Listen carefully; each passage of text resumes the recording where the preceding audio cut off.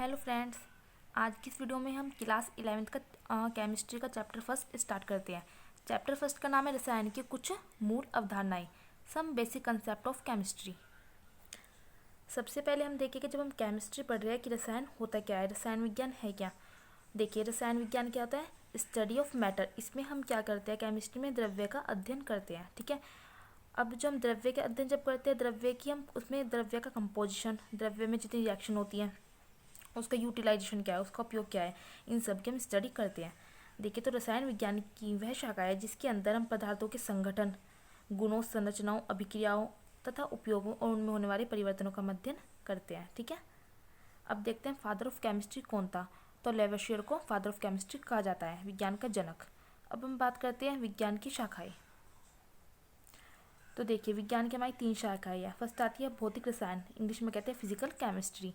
Second आती है inorganic chemistry, अकार्बनिक रसायन। एंड थर्ड आती है ऑर्गेनिक केमिस्ट्री, हिंदी में कहते हैं कार्बनिक रसायन। जो भौतिक रसायन है, physical chemistry, study of principle of chemical reaction, इसमें हम रासायनिक अभिक्रियाओं के सिद्धांतों का अध्ययन करते हैं। जो इनऑर्गेनिक केमिस्ट्री आती है उसमें हम करते हैं स्टडी ऑफ एलिमेंट्स, मतलब तत्वों का अध्ययन करते हैं। और जो ऑर्गेनिक केमिस्ट्री आती है उसमें स्टडी ऑफ ऑर्गेनिक कंपाउंड, मतलब कार्बनिक यौगिकों का अध्ययन करते हैं। देखिए, एक बात याद रखना, जो हम कार्बन का अध्ययन करते हैं तो वो हम इनऑर्गेनिक केमिस्ट्री में करते हैं, लेकिन जो कार्बन के जितने भी यौगिक हैं उनका अध्ययन हम ऑर्गेनिक केमिस्ट्री में करते हैं। क्योंकि कार्बन के अंदर एक प्रॉपर्टी पाई जाती है कैटिनेशन की, मतलब श्रृंखला बनाने की। तो उस वजह से कार्बन के इतने सारे कंपाउंड है कि उनके लिए एक अलग से ब्रांच बना दी गई है, ऑर्गेनिक केमिस्ट्री। तो चलिए अब हम ये चैप्टर स्टार्ट करते हैं। सबसे पहले हम जानेंगे पदार्थ, मतलब जिसे हम द्रव्य भी कहते हैं, वो मैटर होता क्या है। हर वह वस्तु जिसका कुछ द्रव्यमान हो तथा वह कुछ स्थान घेरती हो वो पदार्थ कहलाती है। जैसे आप भी द्रव्य है क्योंकि आप भी स्थान घेरते हैं। आपके घर में जितनी भी चीज़ें, कुर्सी, मेज, बेड वगैरह सब, वो स्थान घेरते हैं और वो क्या है, उनमें भार होता है, कुछ द्रव्यमान होता है, तो हमारी वो पदार्थ कहलाते हैं। ठीक है, अब देखते हैं हम पदार्थ का वर्गीकरण।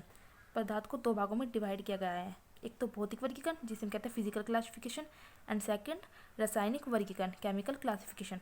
भौतिक वर्गीकरण जो होता है 3 भागों में डिवाइड होता है। आपने पढ़ा भी होगा 10th क्लास में, ठोस, द्रव, गैस, सॉलिड, लिक्विड, गैस, ये 3 अवस्थाएं होती है। सेकंड हमारा रासायनिक वर्गीकरण में क्या आता है, शुद्ध पदार्थ, प्योर सब्सटेंस एंड मिश्रण, मिक्सचर। ठीक है, तो देखिए हम शुद्ध पदार्थ होता क्या है। शुद्ध पदार्थ में क्या है, एक ही प्रकार के अभिकर्मक होते हैं, अलग अलग नहीं होते। और शुद्ध पदार्थ को भी 2 भागों में डिवाइड किया गया है जिसमें तत्व और यौगिक आता है। तत्व को कहते हैं इंग्लिश में एलिमेंट और यौगिक को कंपाउंड।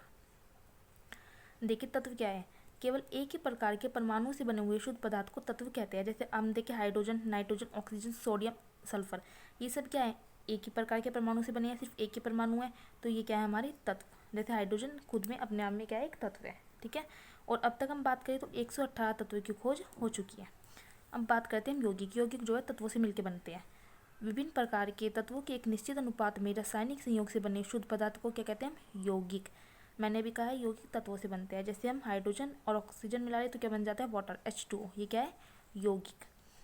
NH3 मतलब अमोनिया और कार्बन डाइऑक्साइड। ठीक है, तो आपको तत्व और यौगिक पता चल गया। अब हम बात करते हैं मिश्रण की। मिश्रण क्या होता है, 2 या 2 से अधिक अभिकर्मक जब आपसे मिलते हैं तो क्या बनाते हैं, मिश्रण। अब मिश्रण 2 प्रकार के होते हैं, एक होते हैं हमारे समांगी मिश्रण और एक होते हैं विषमांगी मिश्रण। अब बात करते हैं समांगी मिश्रण, जिसे इंग्लिश में कहते हैं होमोजीनियस मिक्सचर। देखिए, जैसे नाम से पता चला है, होमो मतलब समान, एक जैसा। जिन पदार्थों का प्रत्येक भाग समान प्रकार का होता है उसे क्या कहते हैं हम, समांगी मिश्रण। जैसे लोहा और तांबा, मैं लोहे को देखूँ तो पूरा, अगर मैं लोहे का कुछ भी चीज़ ले लूँ तो उसमें सब चीज़ क्या है, लोहा ही है। तो जिन पदार्थों का प्रत्येक भाग समान प्रकार का होता है उसे हम कहते हैं समांगी मिश्रण।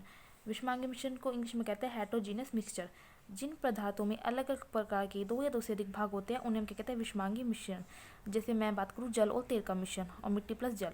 अगर मैं जल में तेल की कुछ ड्रॉप्स डाल दूँ, ऑयल ड्रॉप, तो क्या होगा, वो अलग ही दिखेगा, वो विषमांगी मिश्रण है। अगर मैं जल में क्या मिला दूँ, पानी में मिट्टी मिला दूँ, तो आपको अलग ही पता चल जाएगा, उसका भाग मतलब जो उसका पूरा भाग है वो एक जैसा नहीं रहेगा। तो वो हमारे क्या है, विषमांगी मिश्रण। ठीक है, तो पदार्थ को 2 भागों में बांटा गया है, भौतिक वर्गीकरण और रासायनिक वर्गीकरण। भौतिक वर्गीकरण में आता है सॉलिड, लिक्विड, गैस, और रासायनिक वर्गीकरण में क्या आता है, शुद्ध पदार्थ और मिश्रण। शुद्ध पदार्थ क्या होते हैं, जिसमें एक ही प्रकार के अभिकर्मक पाए जाते हैं। मिश्रण क्या होता है, 2 या 2 से अधिक अभिकर्मक जिसमें मिले रहते हैं। ठीक है, शुद्ध पदार्थ 2 प्रकार के होते हैं, तत्व और यौगिक, और मिश्रण 2 प्रकार के होते हैं, समांगी और विषमांगी। अब हम बात करते हैं विलयन। विलयन क्या होता है, देखिए सॉल्यूशन। दो या दो से अधिक शुद्ध पदार्थों के समांग मिश्रण विलयन कहलाते हैं। विलयन का कोई निश्चित संगठन नहीं होता, मतलब संगठन मतलब कि उसमें कितना पानी मिला है, या फिर हम कह सकते हैं कुछ भी चीज़ जो हमने कुछ भी अलग चीज़ मिलाई है पानी में। जैसे हम कहते हैं कि पानी में हमने नमक मिलाया है, पानी में हमने चीनी मिलाई है, तो ये उसके कोई ये बात नहीं होती कि पानी कितना मिला है या फिर चीनी ज़्यादा है नमक ज़्यादा है, तो विलयन का कोई निश्चित संगठन नहीं होता। जैसे चीनी का जल में विलयन, आप जल में कितनी भी चीनी डाल सकते हो। ठीक है, तो विलयन क्या है? दो या दो से अधिक शुद्ध पदार्थों के समांग मिश्रण विलयन कहलाता है। आज की इस वीडियो में हम इतना ही देखेंगे। नेक्स्ट वीडियो में हम देखेंगे रासायनिक संयोजन के नियम, द्रव्यमान संरक्षण का नियम क्या है, गेल-लुसाक नियम क्या है और स्थिर अनुपात का नियम क्या है। हम नेक्स्ट वीडियो में ये सब देखेंगे। अगर आपको वीडियो अच्छी लगी तो प्लीज़ लाइक ज़रूर करना। Thank you so much.